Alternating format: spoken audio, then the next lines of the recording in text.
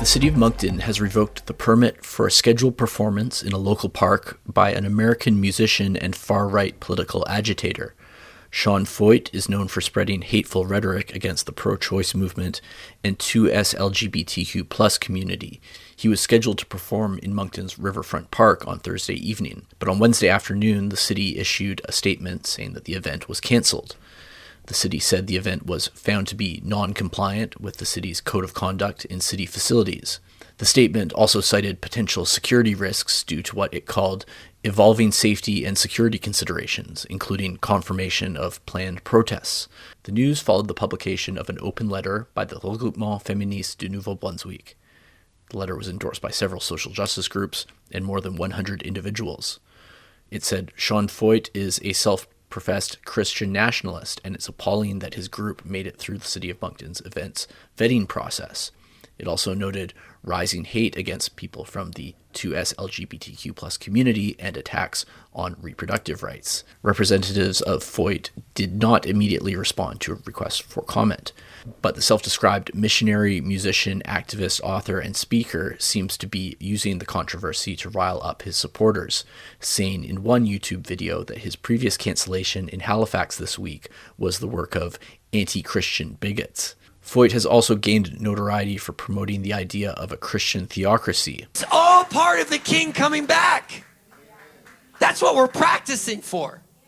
That's why hell hates it that we're worshiping at every capital across America. That's why we get called, well, you're a Christian nationalist. You want the kingdom to be the government. Yes. You want God to come and overtake the government. Yes. You want Christians to be the only ones that, yes, we do. We wouldn't be a disciple of Jesus if we didn't believe that. We want God to be in control of everything. We want believers to be the ones writing the laws. Yes, guilty as charged. He is also closely aligned with the so-called MAGA movement of U.S. President Donald Trump, who once sent a personal video greeting to the far-right provocateur and his fans. Feucht is also known for his failed run for U.S. Congress with Republicans in 2020 and his opposition to public health measures at the height of the COVID-19 crisis. Earlier this week, Parks Canada revoked the permit for a performance by Feucht that was scheduled for a National Historic Site near Halifax. The event was reportedly moved to a rural location north of Halifax at an address associated with a religious group called Lighthouse Ministries. For more on this story, the NB Media Co-op spoke to Kim Dubé, a professor of criminology at Université de Moncton. Thanks for joining me today, Kim. Thank you. Thank you for having me, David. What was your reaction when you learned that this sort of far-right agitator, if you will, was coming to Moncton? Well, I was surprised that this event was going to happen in a public place. Especially since this person perpetuates a lot of hatred against LGBTQ+ communities, hatred against pro-choicers or anybody that seems to be different. And he's also a far-right, not politician, but as you said, agitator and a very big MAGA supporter. I was surprised that this had been allowed by not University of Moncton, but by the City of Moncton, and later understood how it works out and how it wasn't necessarily allowed, but he's very deceiving and finds ways to get those permits, right? Yeah. And he actually is sort of a politician. He actually ran for Congress in failed politician in that respect. But, But so as you say, he like in Halifax, I think maybe this is what you're referencing. He wound up performing at some other location that was reportedly linked to a religious group north of Halifax. So so I guess some kind of a performance might well go forward in the Moncton area too, but to the City of Moncton's credit, they did revoke the permit for his performance in a, as you say, public park, the Riverfront Park. What was your reaction when you heard that the city had canceled his performance? Well, I think it was the right thing to do for the city, for all cities actually. Halifax, Charlottetown, and Moncton all followed suit because this person had gotten permits to perform in public places in each cities. And so I think the city was maybe unaware of who this person really was.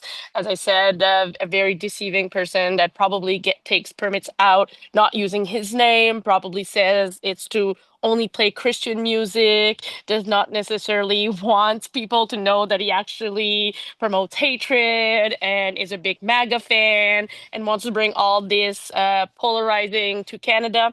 So I think the city did the right thing. I mean, we did need a letter where a bunch of people yesterday in organizations, including myself and the organizations that I represent at FNB as well as Griakadzi, well, mobilize to write a letter to the city and saying, look, we can't have this on public grounds. The city has an EDI, inclusivity, diversity, and equity committee. It has to protect citizens. It has to promote safe space, and this guy is not doing that, right? So the city was right into doing what it did by revoking it.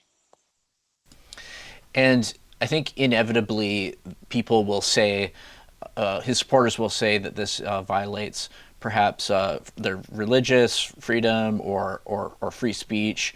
On the other Mm-hmm. hand, people often talk about the sort of paradox of tolerance, where Mm-hmm. at a certain point it becomes impossible to allow people who promote such hatred Mm-hmm. and to if we are to protect our freedoms from sort of neo-fascist movement that seems to be on the rise. And so Mm-hmm. I don't know, from a legal perspective, as a criminologist, could you comment on that? Yeah, for sure. Well, one of my current project is is actually studying the mental health, the impact on mental health of hate crimes on two LGBTQ folks. And it has been shown that hate crimes have risen in Canada the past 5 years. And free speech is also it's also a term that's more used in the US, which has been transferred into Canada with the pandemic and the convoy and all of these things. However, in Canada, what we promote is mostly freedom of expression. Under the Charter of Rights, everybody is allowed to express themselves, including gender identity, sexual orientation, pro-choice, etc. And when it goes against the Charter of Rights or all these freedom of expression, then it becomes crimes. It becomes discrimination. It becomes crimes in certain cases. So freedom of speech has a limit, right? The second that it becomes a discrimination or oppression to a group, then it becomes discrimination or a crime. It's no longer free speech. It's becoming oppression. So I think this is the mentality that we have to focus on here in Canada and that we are focusing on as per the criminal code as well as the Charter of Rights, which is very different than what is happening in the US. And not everybody from the US understands this, and not everybody in Canada, especially MAGA, sadly MAGA supporters, don't understand how things work here, and they're very different than from the our neighbors, right? Anything else to add about this controversy? Well, I think it's important to because I've seen a lot of social media posts and everything, and saying that we're trying, as you said, like by sending letters to the city, we're trying to cancel religion, and we're not respectful of religion. I think most people understand that's not what religion puts forward. It doesn't put hatred. It doesn't put necessarily all this MAGA stuff forward, right? It's again a misconception. Even a pastor from Moncton spoke out and said, "No, we don't want this in Moncton." So we have to, I think, specify that nobody is against religious freedom. People are against hatred, and this is the big message that needs to be brought out in this whole situation. Okay, well, thank you so much for your comments today. And yeah, thanks for taking the time out. Kim Dubé, Professor Kim Dubé, criminologist from Université de Moncton. Thank you so much, David.